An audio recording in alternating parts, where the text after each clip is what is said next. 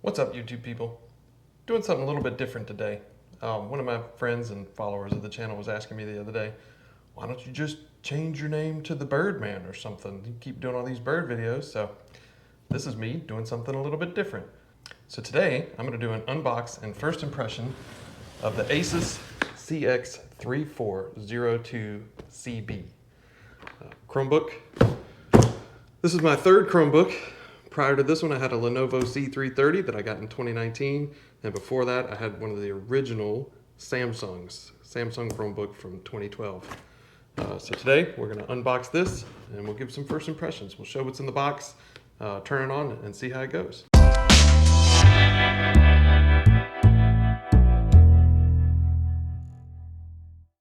All right, so interestingly enough, I purchased this Chromebook for the same price as the Lenovo C330 that I had before. And this one is obviously going to be much faster, newer, has twice as much storage space. This one has 128 gigs as opposed to the 64 that was on the old one. So seems like a really good bargain in today's day and age. So here we go.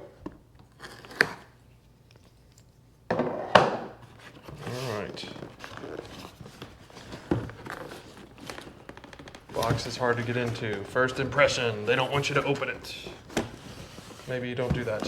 You don't do that. All right, here we go.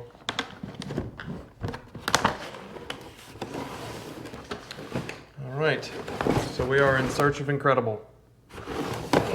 Let's see if we find incredible. All right. Wrapped in some nice protective sleeves. And there we go.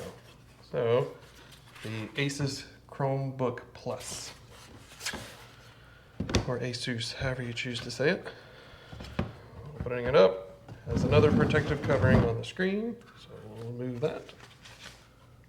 All right, so here's what we got. Little chiclet keyboard, nice big touchpad. First impression of the touchpad, it almost seems a little bit off, like not quite flat, but that's okay. Let's see what else is in the box. Some manuals, quick start guide, don't need that. Warranty card. Yay. What else? Power cord. Plug into the wall, USB-C connector. That is it. That is all that's in there. So I'm gonna run this power cord to the wall, plug it in, we'll switch around behind me and we'll take a first look at this thing together. Okay, so as soon as I plugged it in, started making happy noises, powering on. One thing interesting, there are little feet right here on the edge of the screen. And when you lift it up, it kind of props the keyboard up for a more comfortable typing angle. So here we go, Chromebook Plus. Welcome to Chromebook Plus. We'll hit get started. All right, pause while I connect to my Wi-Fi. All right, we've connected to Wi-Fi. It's checking for updates. Out of the box, the battery was at about 55%, give or take. It's been charging for a few minutes at this point. Okay, so the first thing that it's doing is downloading the latest Chrome OS update. So that's going to be about 11 minutes according to the screen. So back in 11 minutes. Okay, so I have gone through all the setup, signed into my Google account, all that sort of good stuff. So I figured what better way to kind of test and see where we are with this new one than to run some benchmarks across this one and my previous one, this Lenovo here. So did a little backstory. So the Lenovo has a MediaTek processor. It's 1.7 gigahertz. It's 4 cores, has 4 gigs of memory, and this little webcam here is 720. On this new one, it's an Intel i3 processor, up to 4.4 gigahertz. It has 10 cores, 8 gigs of memory, and this is a 1080p webcam. There is another version of this that comes with 16 gigs of memory and 256 gigabytes, but this one was on sale, so that's why I have this one. So I'm going to use Silverbench as the benchmark test. So we'll do a simultaneous click. This one's already running. This one is still thinking. So already we are light years ahead on the new one. I don't know exactly what this is supposed to mean, but it appears to be rendering this image. And as it goes, it's kind of building out the image. As you can see, this one is nearing completion, and this one is barely making it through. So, so far, so good. Get back to you when these are done. So here's what the benchmark reads. Online multi-core CPU benchmarking service using only JavaScript to benchmark computer, PC, or mobile device performance using a photon mapping rendering engine. 3 benchmark options available: performance, extreme, and stress test. I just did the performance one. The photon mapping is performed by CPU alone. No GPU is used. Stress test is useful for CPU burn-in, temperature, and stability testing. I will not be running that one. All right, so this one is complete.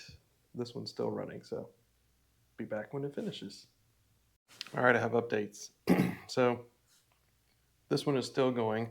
It appears that each of these yellow boxes that are racing around the picture are indicative of the cores of the processor doing their thing. Because there's 4 on this one for the MediaTek 4 core, and there were 8 on this one. I'm assuming it must peak out at 8 cores, because this one's supposed to have 10. I've run the test on this computer 3 times, while this one is still working on the first one. I was kind of confused by the results because it really just gives you this number, so 21,704. What I can say is, from a user perspective, I think I'm going to like this one a lot more than this one, considering I have run this, like I said, I ran this test 3 times on this one with some time in between, to do some digging, look up the specs on these things again. So yeah, this one is a speed monster compared to my old one. What a difference 6 years can make, right? All right, when this one finally finishes, we'll get back to it. Okay, so we finally finished on this one. P2031 compared to 21704. So a tenth of the speed. Didn't really realize when I first started this test that it's not going to give me a time that it took to complete. So in the interest of a good review, I'm going to start over, and I will use my stopwatch on my watch here to test the speed. So let's see, we will. Okay, so I have them both set up again. There's going to be a little bit of a delay. I'm going to tap and then turn on the stopwatch. Here we go. And I screwed that up. Start over. All right, so I have them both set up, ready to go again. There's going to be a little bit of a delay between the time I start them and touch that, but we'll get the picture here. So here we go. Benchmark, start. All right. So I'm not going to pause the video because this one will be done in very short order. Okay, maybe I will. It's not that fast.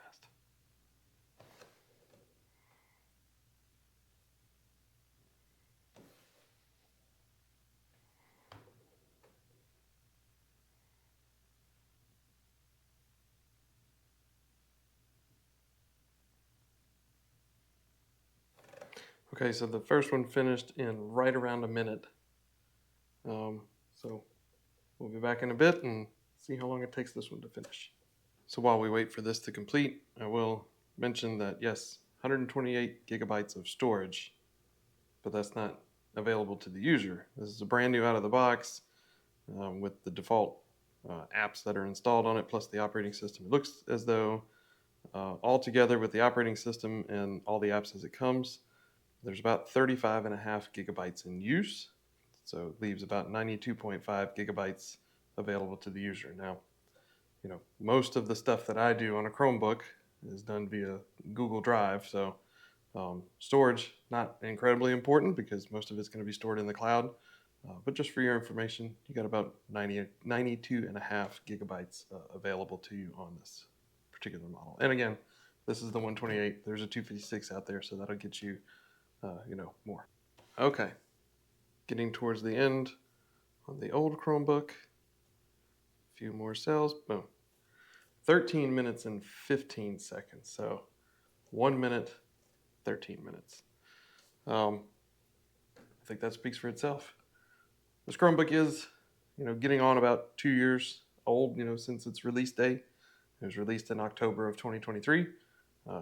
This is May of 2025. So kind of long in the tooth, I guess, from technology standards, but obviously should give this plenty of years. I think they support these things for about 10 years. So I think we get a good 8 years out of this Chromebook. Hope you found this video useful. So far, so good. I really like it. Fits nice, bigger keyboard than the old one. Still doesn't have a delete key. I think that's just a Chromebook thing. Nobody gets a delete key with a Chromebook. So hope you enjoyed it. Be sure to hit that like button and subscribe for more videos like this. See you later.